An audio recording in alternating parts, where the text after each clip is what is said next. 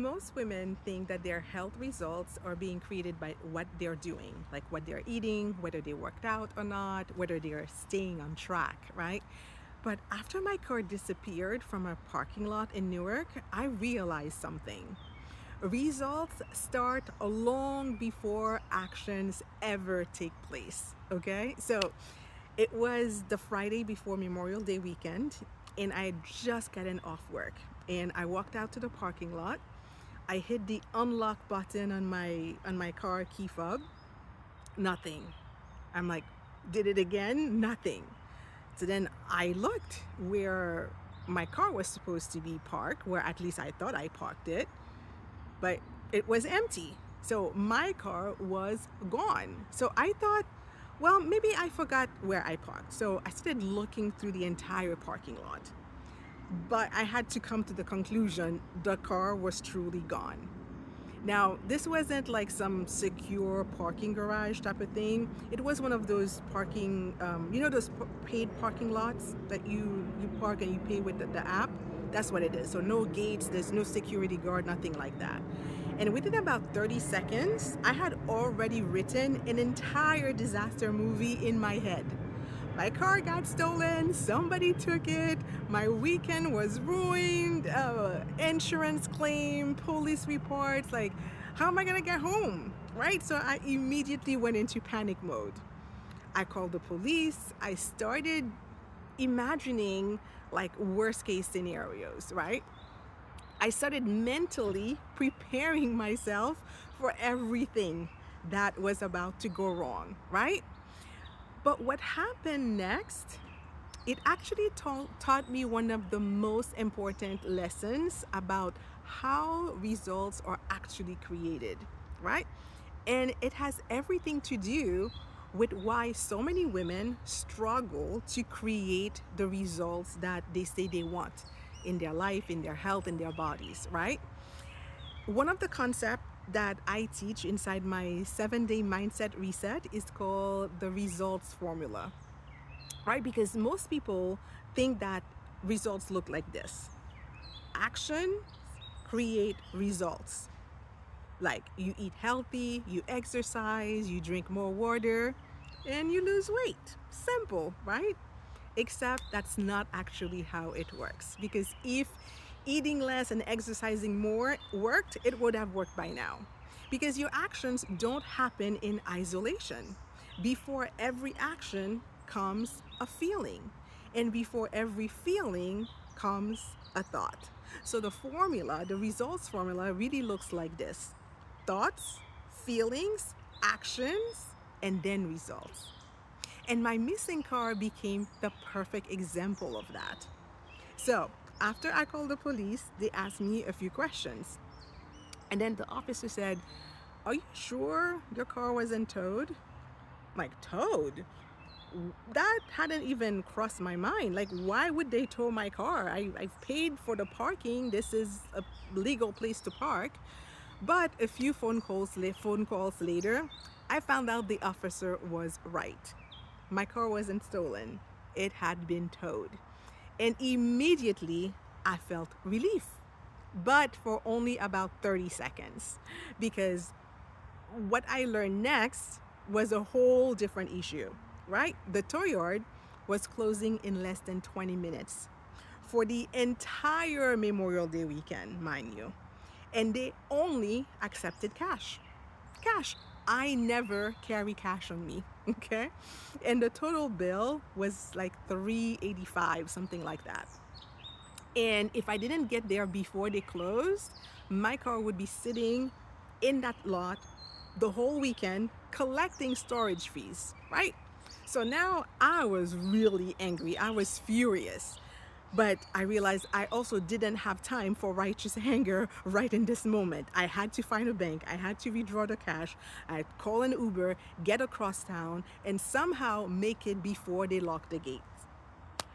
I remember running into the bank, checking my watch, watching the minutes go by, and like, oh my God, I'm never going to make this. Like the Uber got here, and I'm like, he's never gonna get into the traffic. Like I wanted him to drive faster, right? But somehow I made it on time. I got there just in time. And I reluctantly handed over the $385. I got my car back. And the moment I pull out of that lot, I let out the biggest sigh of relief. And then something unexpected happened. Out of nowhere, a wave of gratitude just washed over me. I found myself thinking, thank goodness my boss let us leave early that day. Thank goodness there was a bank around the corner from where I had parked. Like, thank goodness the Uber got there quickly. Thank goodness I got the car. I made it. I made it before they closed. That was the biggest miracle of all. And in just a few hours earlier, I was convinced my weekend was ruined, right?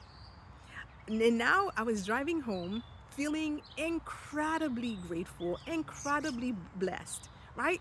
Same day, same car, same circumstances, but completely different emotional experience. And that's when I realized something really important, right? The circumstances that I was living through had barely changed. What changed over and over again were my thoughts. First, my thought was my car was stolen. Panic, right? Then, oh no, my car was towed. Relief. And then, oh, I only have 20 minutes to get there. Stress. And then, oh my God, thank goodness everything worked out for the best, right? Gratitude, right? So the circumstances didn't change.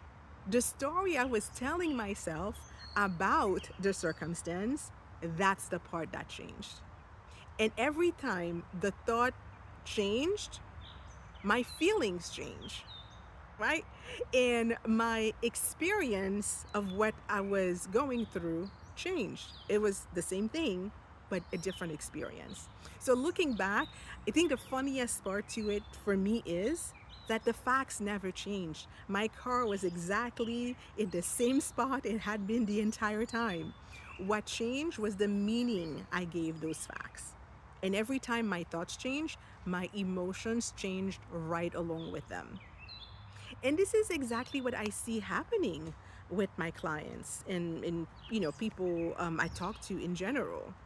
The scale goes up 2 pounds, then immediately the thought becomes, oh my God, nothing works. I failed again. My metabolism is broken. I'm never gonna figure this out, right? And then the moment you believe that thought that you're thinking, what happens? You start acting like it's true. So you stop showing up the same way. You skip the gym, you skip the walk, you stop tracking your food, you start preparing your food, you start negotiating with yourself, right? You start eating emotionally because you're already discouraged, right? And you tell yourself, oh, I'll start over on Monday. And eventually, the result that you're getting becomes proof that the thought you were thinking was true. But the scale did not create the discouragement. The thought about the number on the scale created the discouragement. Do you see where I'm going with this? So the circumstances did not create the result. The meaning you're assigning to the circumstance is what happened, right? So the result that you're getting started long before the behavior, long before the action. It started with the thought, right? Because your brain is constantly filtering information. And in many ways, your brain is like Google. Whatever question you type into it, it goes searching for evidence of that. Why do I keep failing at this? Well, your brain will go looking for evidence that you are. Why is my body broken? Your brain will go looking for evidence that it is, right? Why can't I stay consistent? Well, your brain will go looking for evidence that you can't stay consistent.